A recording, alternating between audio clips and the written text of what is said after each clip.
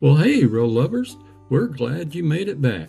Me and Carol just got back from Deep Creek Trails, where we saw three beautiful waterfalls. If you didn't see that video, watch it right after this one. Anyway, we're at Grumpy Bear's Campground, which is in between Bronson City and Cherokee.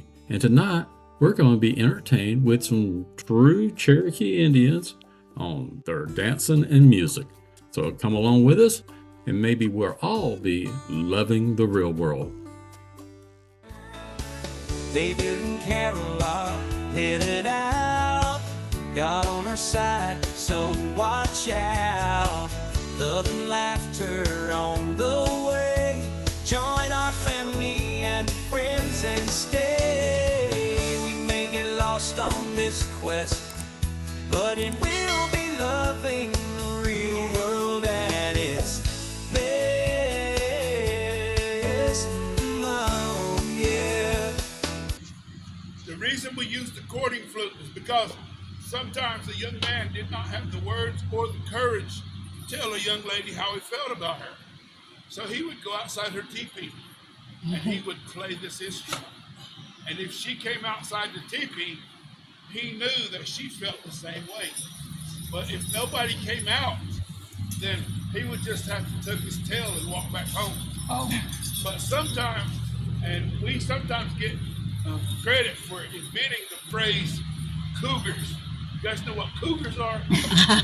Sometimes when the young man would play the instrument outside, the auntie or the mother would come out. So we got blamed for inventing cougars. Have you been to one? Yeah, well, most of the time, no. This song right here, if you know the song, tell me what it is afterward, and wait till I'm going to sing a verse of it. Let me sing the song before you start clapping, okay?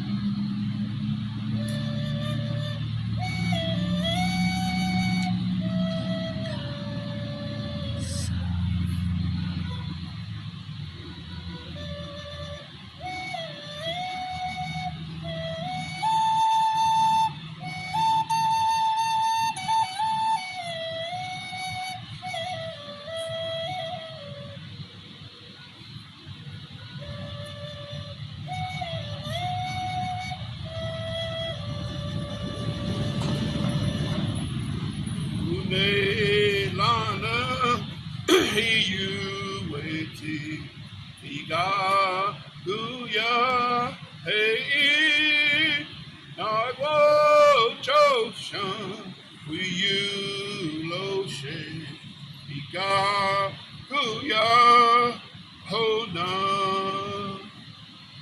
Anybody know the song? Amazing Grace. Amazing Grace. That was the name of that song. Did you guys tell what that was? I know what the How about giving me a round of applause for that? Louder. Hey, folks, did you know that Native people are going to be first in heaven? Do you know why Native people are going to be first in heaven? Because we have reservations. So at this time, how about a round of applause for Chadwick, Ryder, Feather, and Indian? Who's that? He wanted me to tell you. Hoop, there it is. All right, here we go. Indian, hoop that.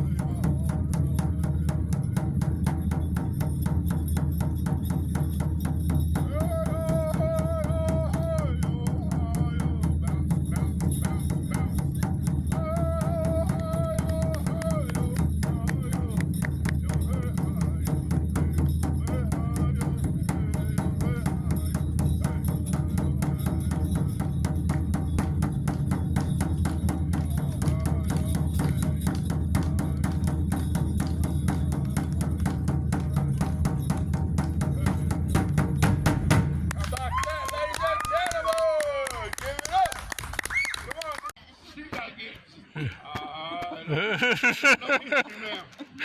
In 1876, the United States government decided they was going to go over there and defeat and beat up on the Sioux Nation. And normally, whenever the United States would go in and fight Native Americans, you know how they would fight us? Not fair. We would be asleep in our teepees, and they would come and shoot us. And that's how they would defeat us. They never fought us man-to-man, hand-to-hand combat, or guerrilla warfare. But this time, they came at the wrong time. They came in the afternoon. We was up, and we was awake, and we was ready.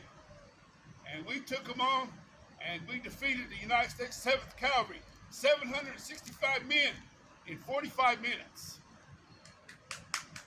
Give me a round of applause for that, yeah. And so that's what I'm talking about at the Battle of the Little Bighorn. And George Armstrong Custer, he was the leader of the 7th Cavalry at that time. And we spanked George Armstrong Custer in that day, and we sent the 7th Cavalry packing. And then when we got done whooping the 7th Cavalry, we went and we ate buffalo and we danced. We did the war dance. Now, many of you folks think that whenever Native people did the war dance, we were trying to get ourselves psyched up and jazzed up for the big battle coming up. That's not why we did the war dance, folks. You want to know why we did the war dance? Yeah. We did the war dance to show honor to our war veterans, to show honor to those ones who went off to battle and never came back, to the ones that were preparing to go to battle. And so, whenever we did this war dance, it was in honor of our warriors. It was not to get us all psyched up and get our adrenaline going to go out and scalp some white folks. It was to just honor and respect all of our warriors. Our war dance out. How about a round of applause for Chad Feather and the fancy feather dance that he did? This style of war dance was originated in the early 1950s.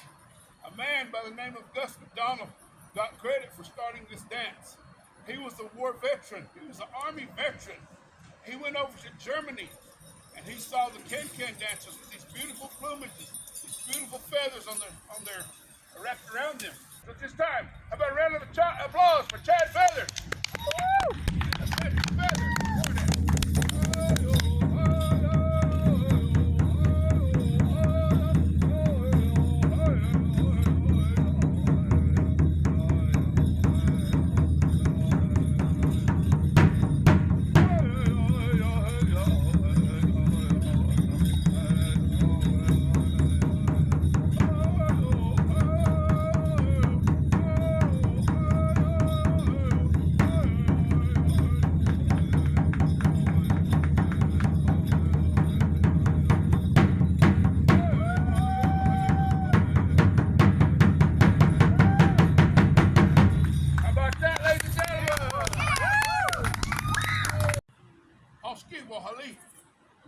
And we're going to share this with you, ladies and gentlemen.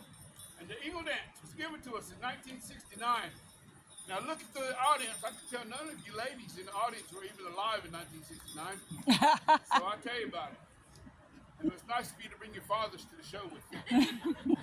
In 1969, a man by the name of Stanley Primo came to Cherokee, North Carolina. He gave us this dance. He told us, every time you do this dance, tell the story of the eagle. They said this eagle could fly so high that it flew closest to God. They said this eagle was flying toward heaven, taking prayers to God. And the foolish hunter came along and shot this eagle. This eagle started to spiral back down toward earth, but he never touched. Because God reached down, took his spirit back to heaven. Round of applause for the mighty Eagle Dance.